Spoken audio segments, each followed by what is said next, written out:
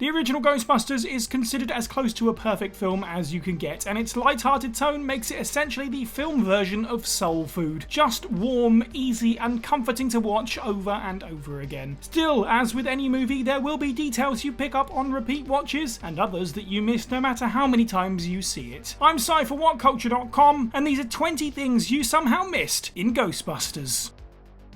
Number 20. Slimer has no name. Perhaps the most surprising success of Ghostbusters was the fan reaction to the little green ghoul that haunted the Sedgwick Hotel. Forget the titans of 1980s comedy, Slimer had won the hearts of thousands. When the film span off into its unanticipated children's TV show, Slimer was a big part of it. But the name itself is never uttered in the film. Ray refers to Slimer as an ugly little spud on tape, but in design and on set the creature was largely called Onion Head. Dan Aykroyd would often say that Slimer's party-hard attitude and love of excess was inspired by his late friend and original casting choice for Peter Venkman, John Belushi. Slimer became the official name by the time of the real Ghostbusters cartoon and was used in the film's sequel. Number 19. The Keymaster gag.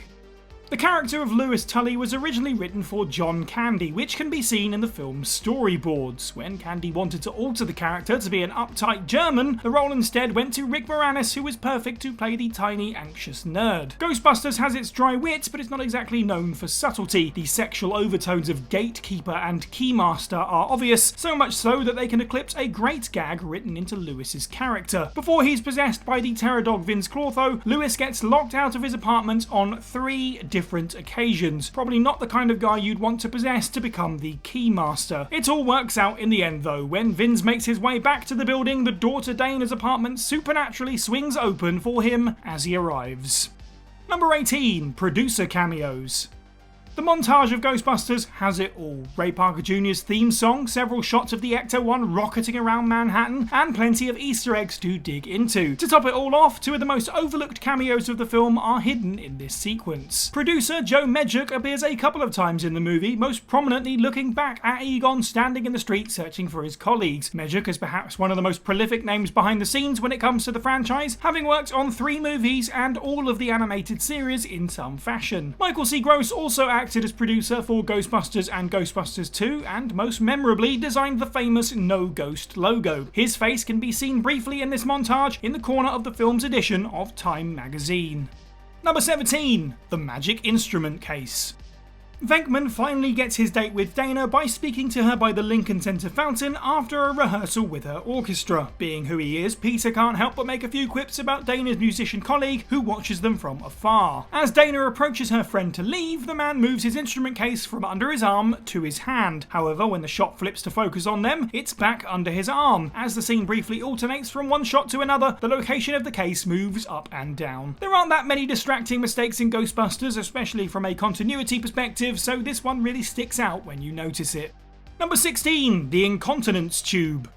One of the many things that made Ghostbusters iconic was a lot of its design work. Taking the simple and mundane and kit-bashing things into ghostbusting equipment is part of the film's charm. Forget the proton packs for just a second, even the Ghostbusters uniform is just cheap khaki overalls. The Busters really are like paranormal janitors more than superheroes. Whilst it's easy to cover your made-up tech in bits and pieces to make them look complicated but serve no purpose, that tube attached to the Ghostbusters outfit does actually have a reason. It's connected to the Busters' underwear, just in case a Spectre is too spooky and they accidentally pee their pants. Just another incredibly silly detail from the wacky mind of Dan Aykroyd. Number 15. Spengler's impromptu pricing. What makes the Ghostbusters job at the Sedgwick Hotel so much fun is that they're still figuring out what they're even doing. From accidentally blasting a poor maid supply cart to ripping apart the Alhambra ballroom, we watch the boys learn and triumph. Earlier that night, Ray remarks that the night's dinner is the last of the petty cash they have as a business. In order to get back on their feet, Venkman looks to his friends when billing the hotel. It's a great gag that is all too easy to miss. If you watch Harold Ramis in this scene rather than Bill Murray, he's signalling the $4,000 plus $1,000 for proton charging to his colleague via subtly lifting his fingers. You can even see Venkman showing Spengler the checkbook before he starts speaking, looking for assistance. It's a great piece of character work for both of them. Number 14. The Stay Puft Suit.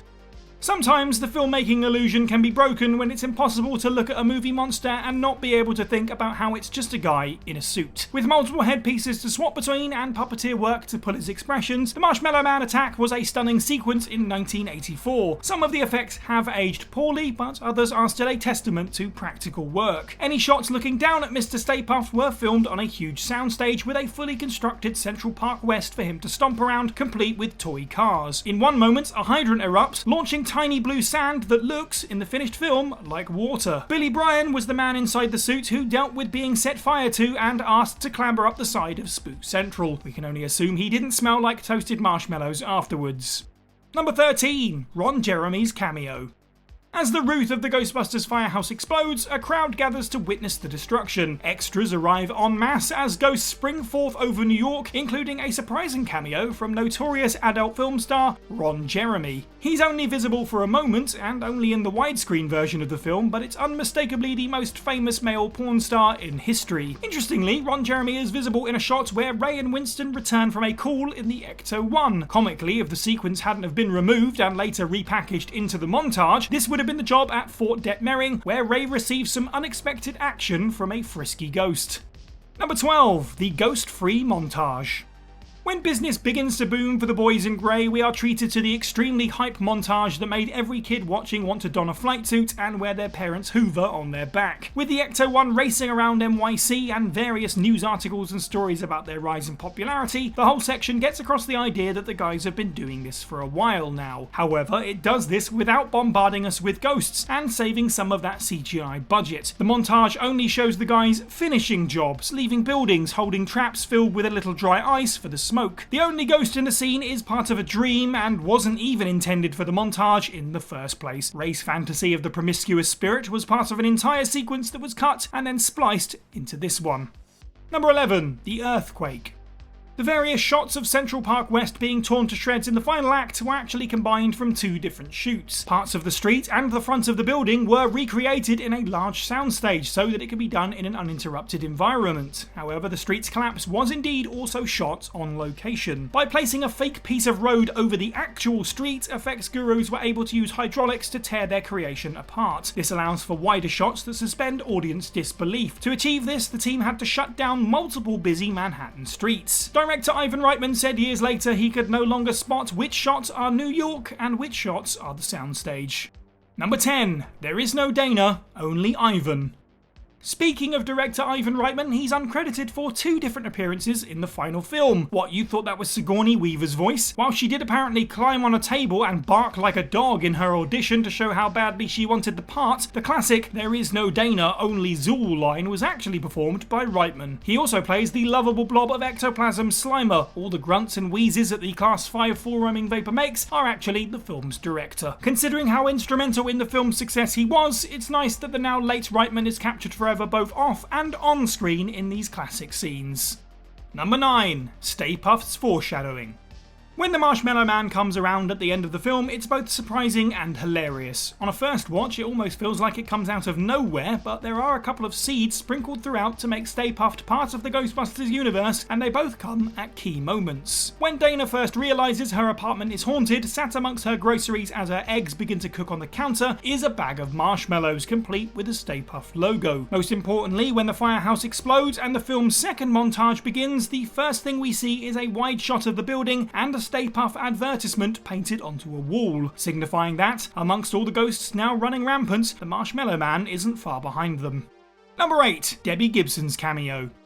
In 1987, Debbie Gibson released her debut album Out of the Blue at just 17 years old and saw the record go platinum 3 times. It wasn't her first dabble with the entertainment industry, however, as she had previously played an extra in one of Columbia Pictures' best-selling films. This is the kind of cameo where someone gets famous after the fact, and if it wasn't for Debbie Gibson revealing it herself, then perhaps we never would have known. In the scene where a terrified Louis Tully is hunted by a terror dog, he beats on the glass of the Tavern on the Green restaurant. Amongst its patrons is a birthday girl with a pink bow in her hair. You never get a clear shot of Debbie's face, but nonetheless it's a very neat, very 80s connection. Number 7. The phone number worked. Before we ever see Venkman, Spengler and Stantz don their iconic outfits and positron colliders, we get a humble glimpse into their first advertising campaign. Planting the seed for Dana's call for them, she sees a commercial on her television set that ironically has been turned on by spirits. The Ghostbusters proclaim, "We're ready to believe you," and their phone number appears on screen. Now, this one is something fans almost certainly missed unless they were old enough when the film came out to try it for themselves, but that number actually went somewhere. If you called, you'd hear an out-of-character pre-recorded message from Murray and Aykroyd saying that they were too busy to take the call because they were tending to scared Broadway actresses. The fun never stops. Number 6. Dana's levitation. Since it was 1984, Ghostbusters was right on an interesting cusp of practical and special effects and made use of both in different ways. That being said, because of how expensive it was, practical ideas tended to overrule digital ones. Thus, when Dana Barrett, or rather Zuul, levitates above her bed, this was all done live with physical trickery. Weaver is wearing a full-body cast that can support her weight, attached to a steel arm hidden in the drapes behind her. This enables her to not only be able to lift up off of the bed, but also spin 180 degrees so that she's facing downwards. They just don't make them like they used to. Number 5. Newspaper from the future. At one point, the Ghostbusters make the front page of the New York Post for putting the stop to a haunting in Manhattan's Chinatown. However, the image used is strikingly familiar and out of place. It actually occurs right at the crescendo of the movie. Whilst any photo of the guys would have sufficed, it is amusing that for whatever reason the editors thought an image of the Ghostbusters so clearly crossing the streams would be appropriate. Since the whole film builds to the boys putting their lives on the line to stop Gozer by using this tactic, it's pretty unlikely they did it to flush out your regular garden variety spook. Number 4. The Staircase. Whilst it could all be played for wacky fun, there's an actual reason that Dana gets her first real taste of the supernatural via a vision she sees inside of her refrigerator. The scenes are played for shock and laughs, but seem to not really impact the actual story. After all, it's the building itself that matters, right?